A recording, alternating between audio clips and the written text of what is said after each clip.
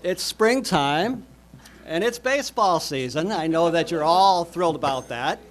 I'm sure you're all surprised that I'm here to talk a little bit about the Cubs.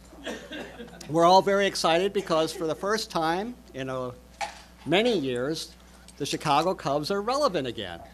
And Sunday night's game notwithstanding, I have very high hopes. They have a great young nucleus of players. The fans are fired up, and everybody's starting to drink the Cubbie Kool-Aid. And I might start drinking a little bit of that Cubbie Kool-Aid myself this year. But I have to warn you. I have to warn you about drinking Cubbie Kool-Aid. Strange things happen when you drink that stuff. First off, when the Cubs win, you're ecstatic. You're giddy. You're wildly happy for no real reason. And when the Cubs lose, well, you're rather morose. You are bummed out. That Cubbie Kool-Aid really takes a hold of your brain then. But those are minor things. Those are temporary minor things. What's more important, what you need to understand about drinking the Cubbie Kool-Aid is that it's like a fog that comes over your brain. And it removes all that wisdom that you've gathered over the years, basically leaving you buck naked with only this brain that's no longer functioning. You are totally bereft of any common sense. And so when you drink that Cubbie Kool-Aid, beware of that. And this is the only way I can explain what happened to me about 10 years ago, Cubbie Kool-Aid. Let me tell you this quick story. My wife and I were still living in Chicago on the north side, and she had to work late. So I was home alone on a beautiful summer evening, and the Cubs were playing at night. So I was all excited. I was going to sit down and watch the ball game, maybe drink a beer or two, maybe even drink a little bit of that Cubbie Kool-Aid. So watching the game, and the Cubs are doing great. They're winning 4 or 5-0, and I was just getting all fired up. Things are going well, and the phone rings. You answer the phone, and it's a guy who wants to come out and look at a car that we're selling.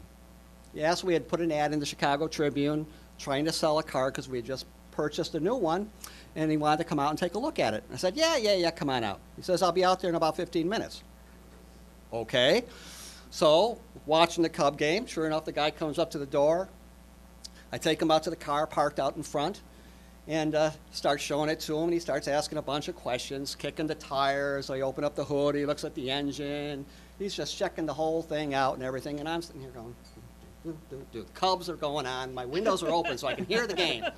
And the Cubs are scoring more runs, and I'm sitting here going, come on, hurry it up. So he's asking questions about how long we've had the car, what kind of service record it's had, and everything else.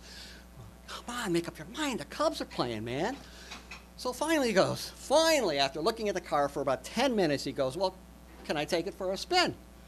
So pulled out the keys, tossed it to him. I said, sure, I'll see you in 15 minutes, and walked back into the house. Now, I did not ask him to give me his license. I did not ask him to give me his car keys so that he might have a reason to return. I just tossed him the keys to the car, also the keys to the other car, also the keys to the house, and the keys to the garage. And down he went. So I went back in and watched the ball game. What was it? About an hour later, I'm sitting on the front porch of the house.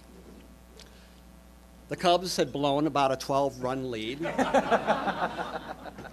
And all of a sudden, the Cubbie Kool-Aid started lifting. The fog started lifting from my brain. And suddenly the sanity returned to me. And I realized for the first time that I was in deep shit. And I sat there looking down the street at the corner, hoping that the gentleman who had taken my car an hour or so before would turn the corner to return it to me. That did not happen. Instead, turning the corner was my lovely wife, Lisa, trudging home after working 14 hours.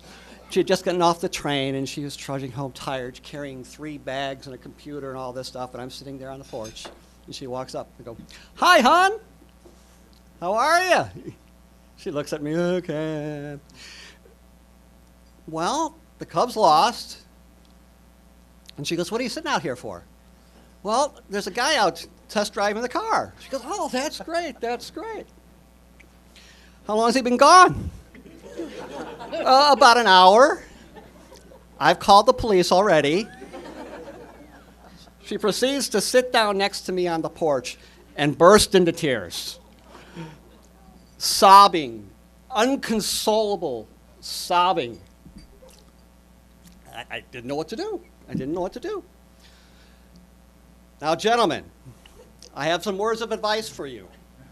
Should you be in the position where you have just handed the keys to two family cars, the house, the garage, and everything else in your life to a total stranger so that you can go watch the Cubs game, and he hasn't come back with a car, and your wife is sitting next to you sobbing inconsolably, do not say these words.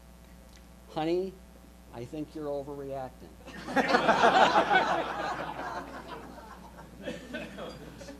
But indeed, I did. And gentlemen, if you are sitting there next to your wife who is sobbing inconsolably because you have given away the keys to your entire life to a total stranger who is now driving a car on his way to Detroit, and you have just told her, honey, I think you're overreacting, do not, I repeat, do not do this. Do not touch her. Don't touch her. Eric, I'm begging you, don't touch her when that happens. Please, I beg of you, don't touch her. Okay, you sure? Don't touch her. Well, the Kool-Aid wore off. A couple facial reconstructions later, I recovered. And in fact, my marriage is still intact. Fortunately, a few days later, I got Lisa liquored up, and we went and saw the Lion King, and everything was worked out. I got all the locks changed in the house. The car was returned about 2 weeks later. The gentleman had, in fact, taken it to Detroit.